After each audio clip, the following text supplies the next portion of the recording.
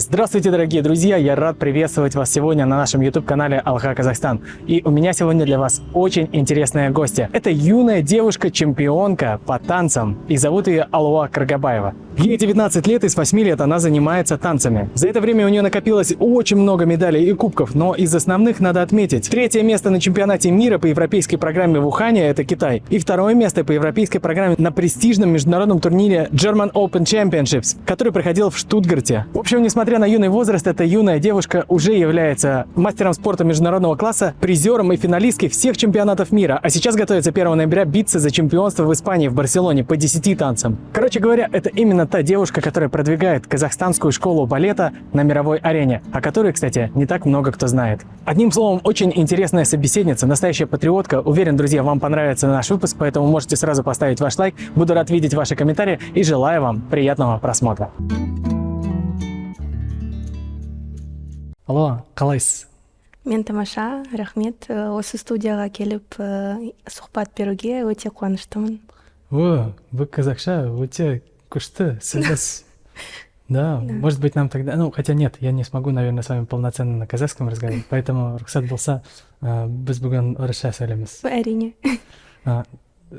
Алуа, расскажите о себе.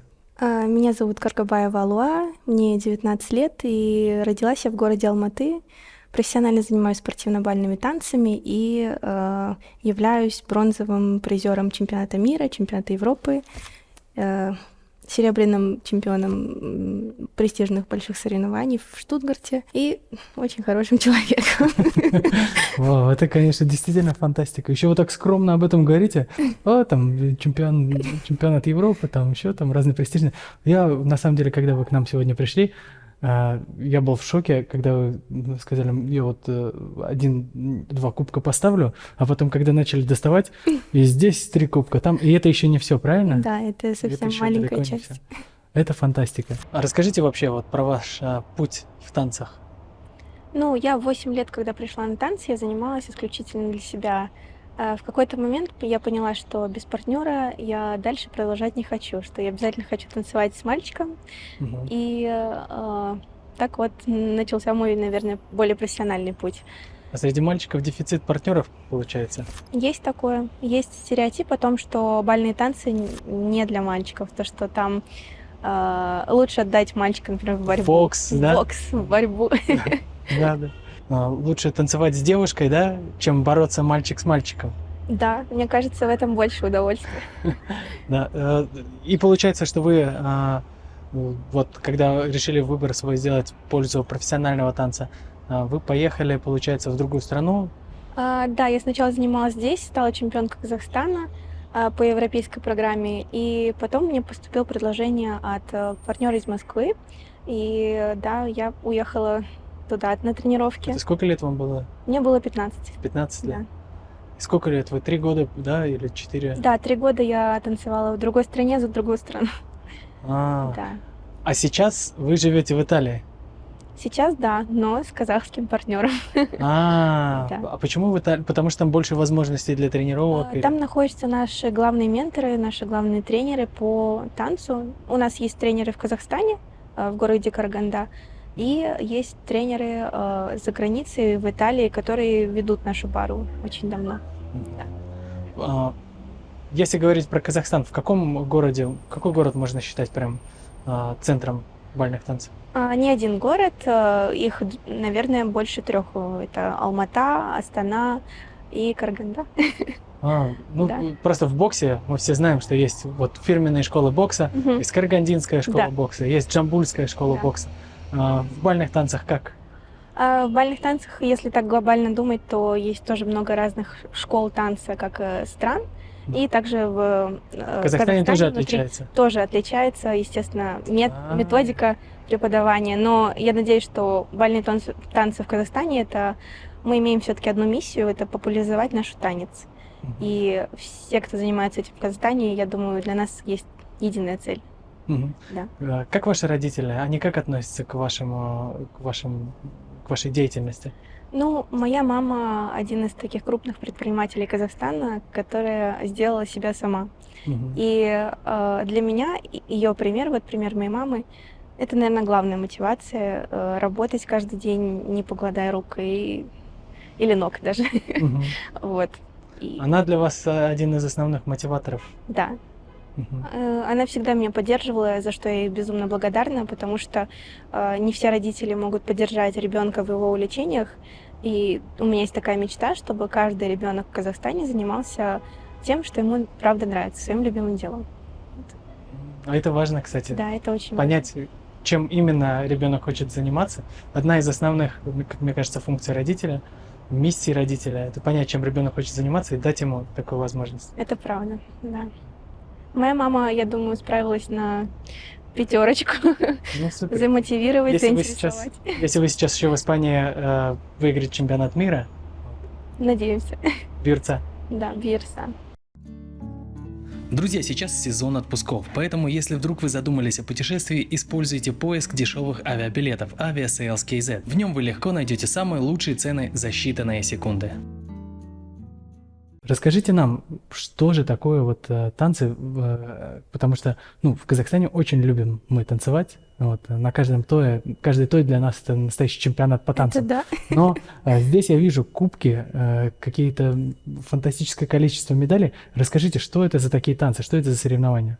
Ну, спортивно-бальные танцы — это не олимпийский вид спорта, но все же это вид спорта, и в нем очень много требуется дисциплины, очень много труда, и это парные танцы. Их танцуют, мужчина и женщина, и поэтому танец — это очень много еще про взаимоотношения между противоположным полом. Мгм. Да. Это получается большой зал, Да, да? Туда выходят пары и кружатся по-разному. да, Простыми словами, да? да. Мы есть- кружимся, вертимся. То есть то, что вот раньше дамы приглашают кавалеров, вот это вот, Мгм. да, такие... Это бал. Это бал, да? Да. И вот вы как раз соревнуетесь вот в этих танцах только на такой, как спорт, правильно? Да, да. Мы соревнуемся в 10 танцах. Это вальс, танго, венский вальс, то есть вот эти европейские бальные танцы. И еще есть у нас латиноамериканская программа танцев, где мы танцуем самбу, ча-ча-ча, румбу, джайв, пасадобль, такие вот более латиноамериканские танцы. Это очень интересно.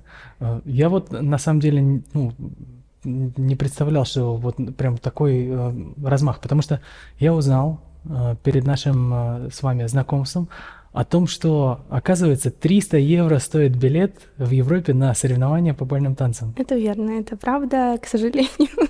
Это очень дорогой вход на такие большие соревнования, вроде тех, что были вот 17 августа в Штутгарте. Там очень большой зал легендарный, то есть называется Бетховен-зал, где на протяжении многих лет уже проводят традиционно турниры по бальным танцам. Называется он German Open Championship. И там пары со всего мира приезжают, чтобы соревноваться. Поэтому для нас это очень крупный турнир. Ну и вы там Да. заняли Второе место. Да, это на самом деле поразительно. А что для вас значит Казахстан? Казахстан для меня — это дом, это моя семья, это родина, это все мои друзья, близкие. И это почти 20 миллионов человек, очень сильных людей, Уже, кстати, 20. Уже 20, Недавно да. перевалило. которые могут еще хорошо танцевать. Скажите, а насколько вообще в бальных танцах важно взаимодействие партнера и партнерши? Как это вообще работает? Должна быть какая-то химия? Или когда ты профессионал, ты можешь выйти с любой партнершей, и ты будешь блистательно танцевать? Или что-то еще есть? Когда ты профессионал, естественно, со своим партнером танцевать легче, но когда ты профессионал, тебе должно быть без разницы, вот ты должен выполнять свою функцию партнерши или партнера на 100%, так, чтобы между вами, вот двумя партнерами сформировался такой диалог. То есть вопрос и ответ, как и в жизни, в взаимоотношениях между мужчиной и женщиной, лучше иметь диалог. Мгм. Да. Ваш партнер не будет ревновать, если мы с вами сейчас тоже станцуем? Нет, конечно. Давайте. Так, я вас научу шагам. Так, я должен вам дать руку правую или левую? Вот лучше вот эту правую. Так, вот здесь вот так. И вот здесь вот так вот. Да. Вот так. Мгм. И теперь вы делаете шаг вперед с левой ноги, а я с правой назад. 1, 2, 3. И назад с другой ноги, да. И раз, два, три. Это вальс. О, Да. я умею танцевать вальс. Можем еще раз. Давайте. Называется маленький квадратик. Раз, два. 3. Раз, два, собрали. Да. Я классно танцую? Да. Давайте еще Давайте. Можем вот так.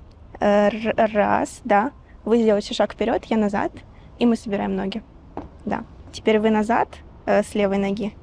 С левой. Ой, сори. Это правая, да. И вот так. Раз, два, три.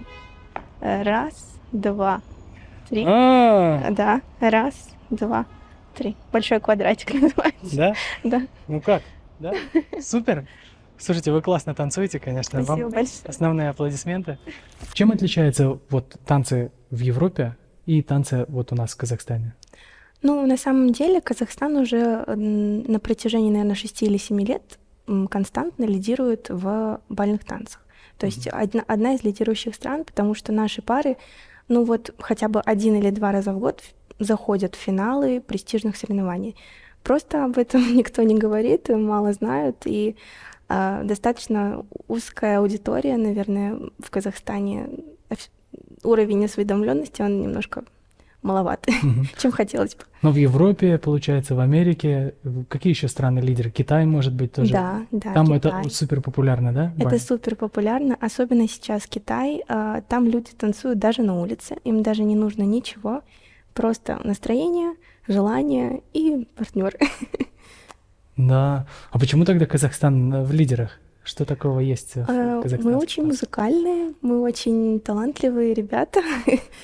Все-таки на тоях основные куются, да, настоящие чемпионы. Да, на самом деле это правда, то, что в Казахстане рождаются очень много талантливых людей во всех сферах. И моя идея такая, что, конечно, хотелось бы, чтобы этот спорт стал массовым, потому что это очень полезно, во-первых, для здоровья, во-вторых, это выработка дофамина, как счастье, если это мы говорим про как хобби заниматься танцами. Но также это еще и огромный спорт, и там можно добиться высоких успехов. Да, это фантастика. Тем более, что казахи очень любят танцевать. Да. Да. Когда приезжаете в Казахстан, какие ощущения? Хочется все обнять. Всех и все. Да. Чувствуете ли вы разницу? Вы сейчас живете в другой стране. Чувствуете ли вы разницу в людях и как она проявляется? Ну, естественно, присутствуют культурные какие-то контрасты между... Различия, да. И, ну, если честно, люди везде, они люди, поэтому для меня все-таки именно остро чувствуется тоска по дому, когда я не здесь, и очень большая радость, когда я приезжаю домой. Что первым делом делаете, когда приезжаете? Я иду к стоматологу. Ну, может, кушаете казы, там, бешбармак? Обязательно бешбармак. Или чай с молоком. Или танцорам нельзя? Нет, нам можно. Можно? Больше. Главное, чтобы силы были. Ну, я думал просто, ну, как у спортсменов, там, знаете, есть диета, все такое. Да, но мы не отказываем себе, в принципе, в таких строгих диетах. И, ну, главное не переборщить, не переесть. Главное, да? Да.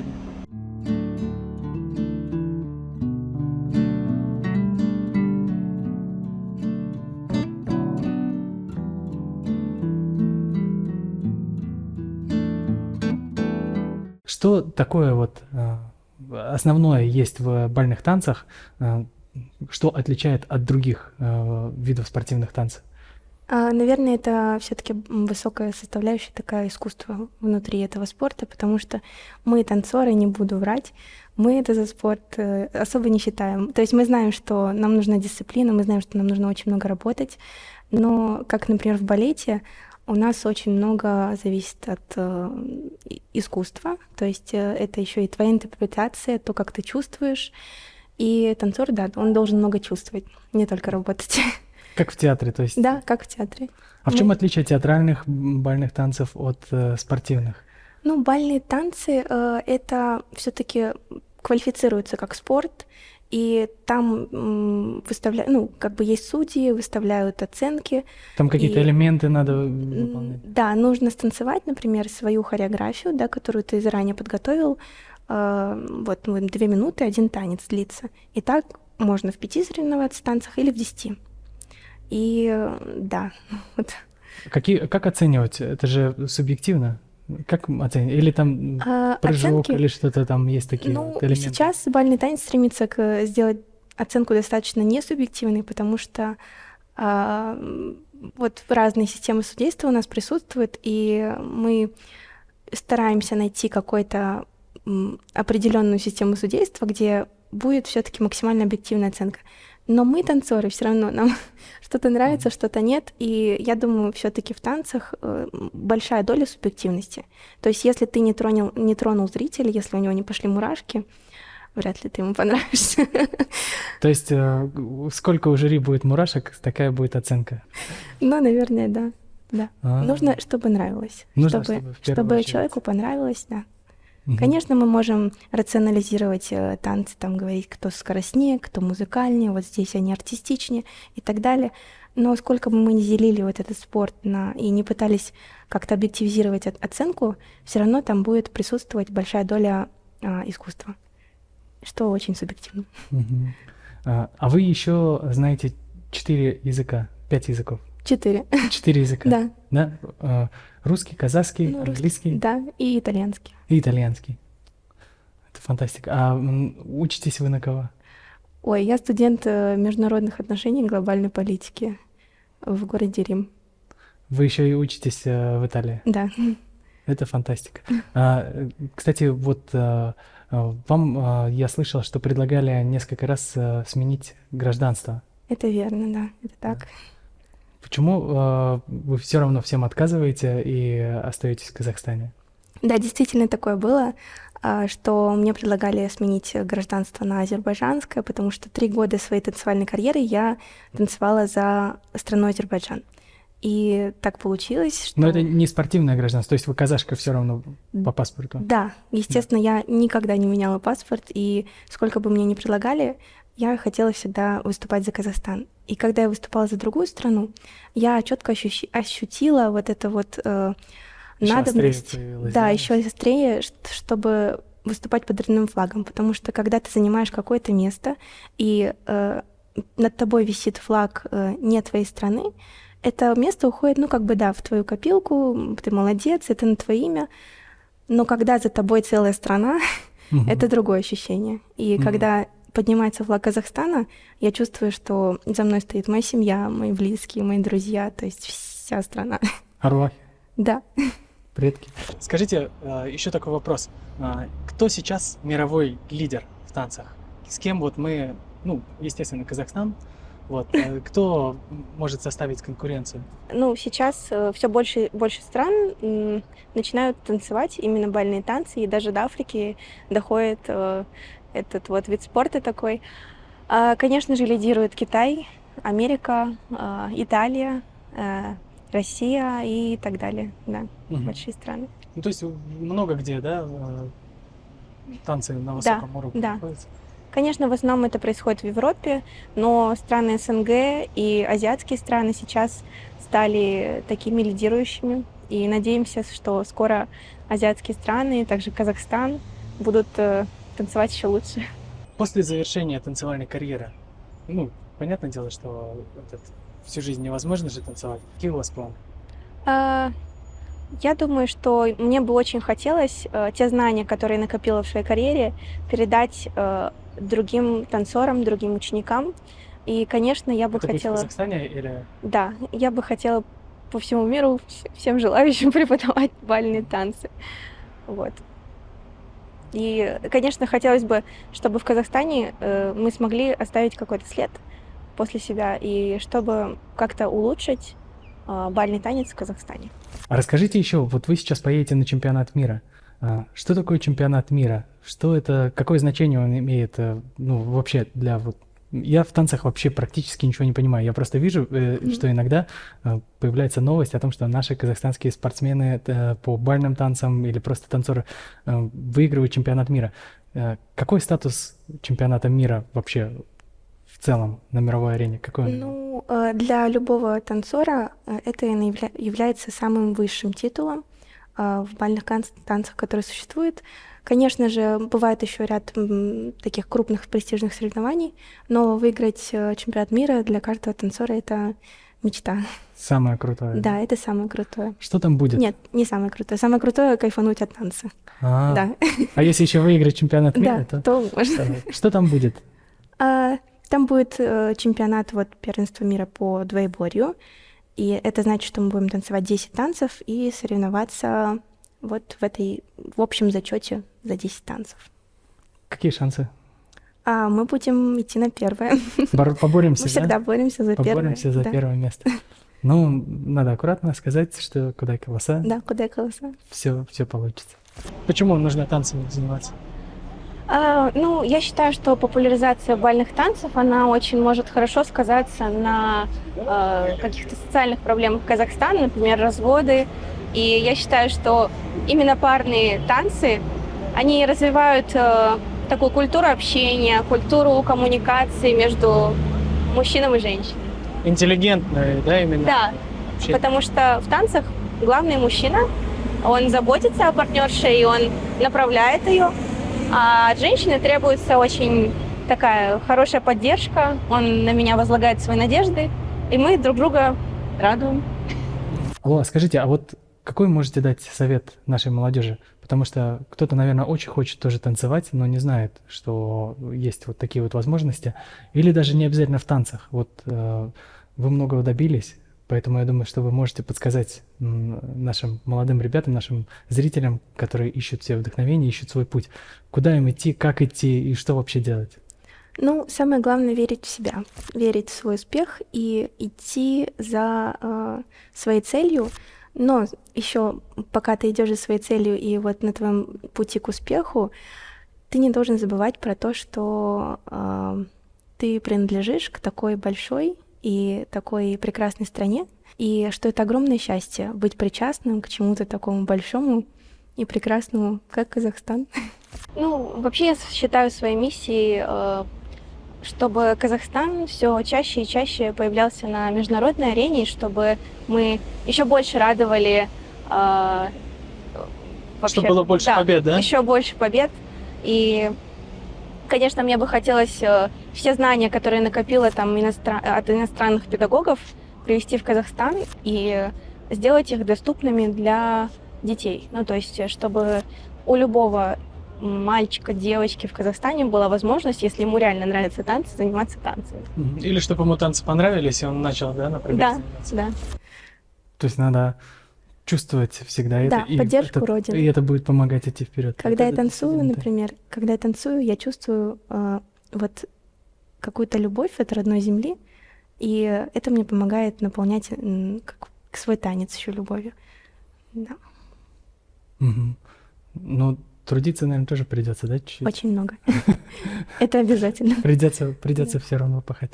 Ну что же, желаем тогда всем потрудиться и не забывать чувствовать энергию родной земли. Хорошо.